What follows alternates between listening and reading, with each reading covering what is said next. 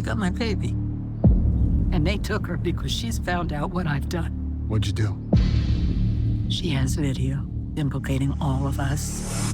And there is no way he's letting our girl out of there alive. There are consequences to your actions. There's a video on his phone. It's encrypted. I need you to unlock it. You can't make me. In Venezuela, I'll do whatever I want, sweetheart.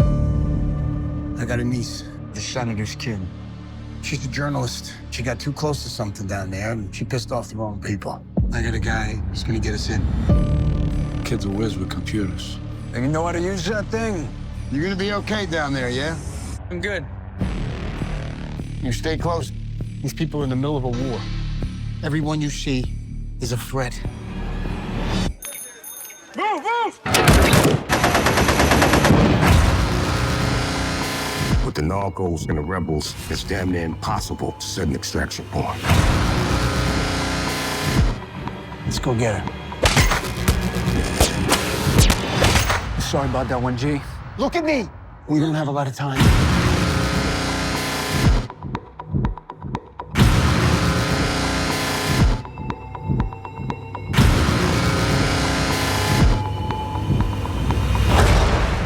How do you think he plans to get out of this? I don't think he really has a plan yet.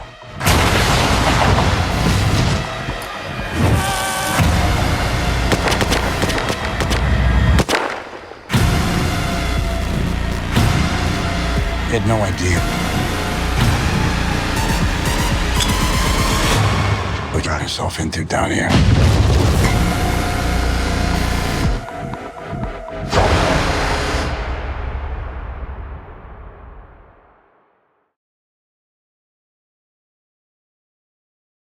And you got 10 minutes, please. Thank you. Juan, What's up, man? how you doing? I'm such a fan of yours. I'm like every time I do interviews, people always laugh because I geek out because every time I'm talking to you guys, I'm such a fan. I just wanted to ask you, and you can say no, but for all intents and purposes for the rest of this interview, can I refer to you as Buddha? A Buddha, of course. I love Buddha. Okay, That's one of my favorite. That's one of my favorite shows ever, dude. I miss it. One of my single day. favorite shows. Listen, Yeah. I know we're talking about Long Gone Heroes, and you've been in such, I mean, Agents of S.H.I.E.L.D., I loved you in. Narcos, of course, you're well known for. But Six, man, you crushed it as Ricky Buddha Ortiz. I love that show. Man, was I pissed when they canceled it. I wish that would have kept going. I mean, it is what it is. I know, right? It's like, Oh, man, it's what I'm telling you. Listen, we still have a chat with the boys. Like, we still have a chat till this day. That's how much this show meant, not only to me, but to everybody involved. Like, dude, this is something that we miss every single day. I mean, like, it's like, and to end it on a cliffhanger, I hate when it happens to my favorite TV shows. It's like, obviously we knew you guys were out of danger, but then certain things happened, and then it was just like, I was like, I hate when that happens. But just real quick, before we talk about Long Gone Heroes, talk about working on that show, being a Navy SEAL, the training and all that good stuff, running and gunning, all that cool stuff. Man, working on Six was a real treat because we got to train with the real guys. And former SEAL Team 6 members said the only way we're doing this is if you are willing to go through the ring. So they sent us to this place called SEAL Fit in San Diego for a week, and we did surf torture, buddy carry, sugar cookie, like, dude, 9-hour hikes, sleep deprivation. Right. It was brutal. But there's a whole philosophy behind that, right? It's like, what do families have in common? What do they share? Every family in the world shares joy and pain. So we're going to make you feel joy and a lot of pain. Right. And you need like 6 pansy actors to look like a family, and you only have a certain time for training, right? Right. So we do all that training. It was one of the toughest, most rewarding experiences of my life. I remember it, till this day. I have some of the mottos in my head, right? It could always be worse. Slow is smooth, smooth is fast. The only easy day was yesterday. That's become part of my life. That's always, every day. I'm a huge mountain biker. Every single time before I ride, my mantra is slow is smooth, smooth is fast. Absolutely. So That's awesome. I repeat that almost every day of my life. Now about the shooting, I am not a gun guy. I don't enjoy guns. I don't own guns. That's fine. Yeah. But it was really interesting to really know how to handle a gun safely. And we did that for months. Like, we would, every month, we would go to the range and we'd go on it again because we trained with real guns, no real ammo, of course. But the first thing you really have to know is muscle awareness and trigger discipline. So that kind of got stuck with us. So nowadays, I could say I feel really safe around a gun because I know what it can do, but also I know how to keep safe. It's just, it was a life experience. And that's what happens with this kind of, anything that involves the military, anything that involves like a group of people that are willing to die for each other, this is the experience you get. And that's why also Long Gone Heroes has that level of camaraderie, right? Because, you go, you spend time on set, you have to be extra present, you have to pay extra attention because you have to be not only keeping an eye out for your butt, but for everybody else's butt. There's fire, there's guns, there's fighting, there's falling, there's running. That's the best part of my job. I mean, there's nothing I enjoy more than that. Absolutely. So let's talk about Long Gone Heroes. Of course, you play Guapo. You work with, again, another favorite of mine, Frank Grillo, who I think is in every other movie that I promote on the website. Every time I turn around, this guy's in a movie. But you get to take what you took from Six and translate it to this movie because I saw Ricky in what you were doing.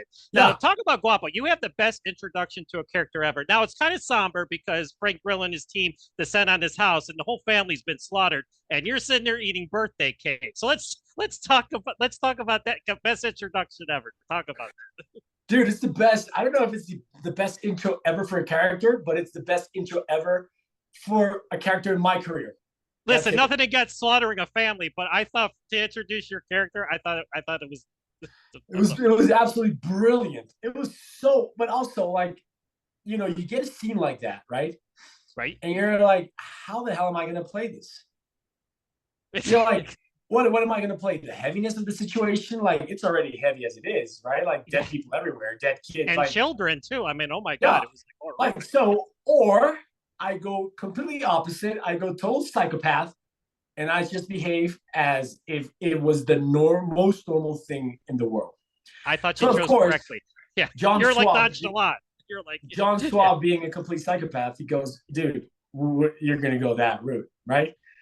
So it was great with this character, man, because it was never in the original script. It wasn't even kind of a character. It was just an idea. John had this idea that he needed, that the group needed, another element. So it didn't become kind of a white savior kind of movie, right?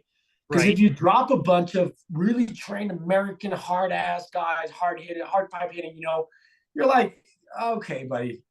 But if you introduce an element that knows the ground, that's going to be there to help them, kind of show them the ropes, then you humanize not only this guy, but you humanize also all the American special ops, right? Right. I thought that was brilliant. So when I came into the movie, kind of an idea, then we started talking with John, back and forth, and it becomes kind of an ongoing conversation. We come up with this guy who he's obviously seen a lot, and we're not going to make him I play the heavy parts. He's going to be, I wouldn't say he's a comedic relief, but he's just the guy that is there to tell you, like, shit happens. Yeah, I know. He's seen some shit, right? Yeah, it's like, yeah, absolutely. Like, this is it, buddy. This is welcome to my playground. I mean, what are we gonna do? Like, right? You want to play? Right. Let's play. Yeah.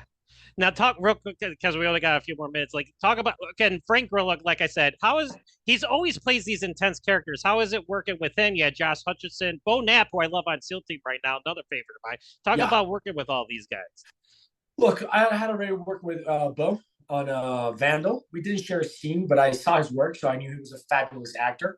Yes. Josh, well, I've seen him so much, and I've known how talented he is. And Frank, I had always been fascinated with Frank because, especially with this, I've seen him in a bunch of movies, but what I really enjoyed about him was the reality show he did. Well, the kind of following thing, Fightland, about him traveling the world, kind of practicing different types of martial arts and getting into combat. That's that guy I was really interested in. So when we met, it was just we clicked, because we have the same work ethic. Right. We know that we have to be there. We have to give it all. We have to make it work. We have to make a day. And once you have that philosophy and that work ethic, it's really easy to get along, And I love watching people that really know their shit, and he knows what he's doing. He knows how he knows how to how to pitch a movie. He knows how to produce a movie, how to the post production goes, how to sell a movie, how to act in it. He knows his audience. He knows what they want, and he knows how to deliver, man. So when you watch that, you're like, you work with a lot of actors, and sometimes we're just kind of trying to understand what we're doing, and because of the art and because I want to express this and this. And dude, Frank is just like, this is what we're doing. This is how we're doing it. This is how it's gonna look. That's it. Awesome. So last question I got for you. So watching this movie, and again, we all know you're there to rescue Frank Grillo's niece. She's been captured. Andy Garcia, plays a great bad guy. Now, the fight scenes, especially the battle sequences, kind of had a the movie 13 Hours, kind of had that kind of feel to it. That realistic, gritty, stripped down type of action. Talk about, real quick, last question, how it was to film those types of scenes, and were there any issues or anything? Well, I believe 13 Hours must have had like 10 times the budget. 20 times the budget. But this looked just as good. This just looked just as good. I mean, so it did. Kudos to John. Kudos to our DP, B. Cox, who is fucking amazing. Yeah. They all felt very real, especially because it was just us there, just kind of grinding through it, Because it's not a big budget movie, it's like we didn't have every single element in control. You know what I mean? Like we had to play with what we had. So, for example, I'm going to give you an example. So, at some point, we're all walking, right? Like formation. Yeah, we just had a shootout, and we're walking. I don't know. I haven't seen the film, so I don't know if it's there. But we're walking, like, throughout the city, and suddenly we're going to cross the street. And it was funny because I'm not lead. I think it was Bo. So, Bo's lead. And suddenly, there's a cab. It's a real-life cab. A taxi. Because this was just people all over and motorcycles crossing, this was not us. This was just regular life. And so the taxi is like approaching, and of course, Bo, being, American and a real citizen, he's just gonna stop. But I'm just rushing in the back. And as he's about to stop, I look at the cab and say, "Stop! Stay still!" And the taxi just slams the brakes. He just stays there, like, what the hell's going on? Just go. And we just start walking, right? And that was amazing, dude. That was amazing because that was just real life. Like, dude, we're not going to stop because of a taxi. Like, forget about this. There you go. And that was every day. Every day we're just solving things and making things better. And John just has this beautiful way of communicating what he wants, but it's also always open to finding ways of making it better. Like he will come with this idea, like this is, and if you go and say like, John, what if we're like, that's great, let's go, let's do it. That is true leadership, man.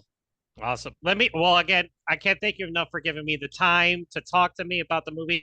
I've seen it. It's awesome. Fans are going to love it. Action fans are going to love it. And I have one request before I leave you. Just get together with your guys from Six and try to get a reunion movie or something together to wrap that shit up.